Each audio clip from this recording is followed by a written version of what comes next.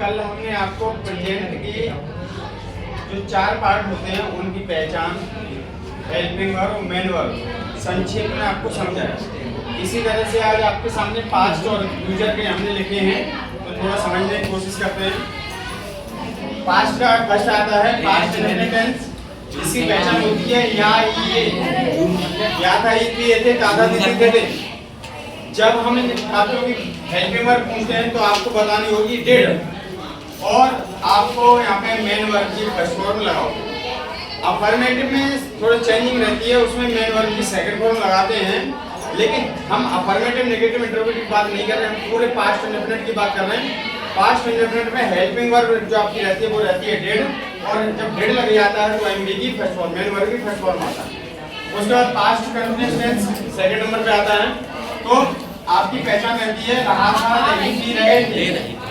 इन वाक्यों की helping verb होती है बार और एमडी की फर्स्ट फॉर्म में आईएनजी लगाते हैं। थर्ड है आपका पास्ट परफेक्ट टेंस, इसकी पहचान होती है चुका था, चुकी थी, चुके थे। हेल्पिंग वर्ब आपकी हेड होती है और मेन वर्ब की थर्ड फॉर्म लगाते हैं। फिर past perfect continuous tense, past का लास्ट वाला है आपका। तो इन बातों की पहचान होती है रहा था, रही थी, रहे थे प्लस समय, या से रहा था, से रही थी, से रहे थे दिया हुआ होता है, समय हो दिया हुआ हो।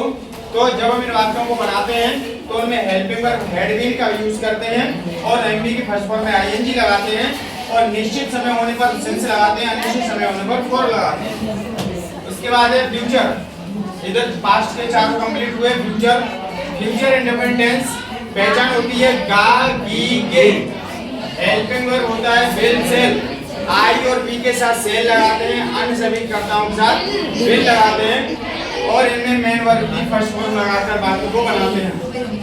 दूसरा है आपका फ्यूचर कंटीन्यूअस टेंस, इनकी पहचान होती है रहा होगा, नहीं होगी, रहे होंगे। जब हम इन वाक्यों को अंग्रेजी बनाते हैं तो हेल्पिंग वर्ब विल बी और सेल बी का यूज करते हैं, और एमबी की फर्स्ट फॉर्म में आईएनजी लगाकर वाक्य बनाते हैं। उसके बाद थर्ड है आपका फ्यूचर परफेक्ट टेंस।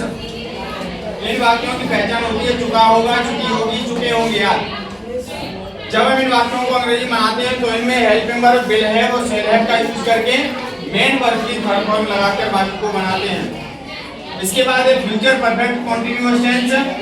इन वाक्यों की पहचान होती है रहा होगा, रही होगी, रहे होंगे प्लस समय, या से रहा होगा, से रही होगी, से रहे होंगे। जब हम इन वाक्यों को बनाते हैं तो विल हैव बीन और सेल हैव बीन का यूज करते हैं, और उसके बाद एमबी की फर्स्ट फॉर्म में आईएनजी लगाकर निश्चित समय होने पर सिंस, अनिश्चित समय होने पर लगाकर वाक्यों को बनाते हैं। ओके।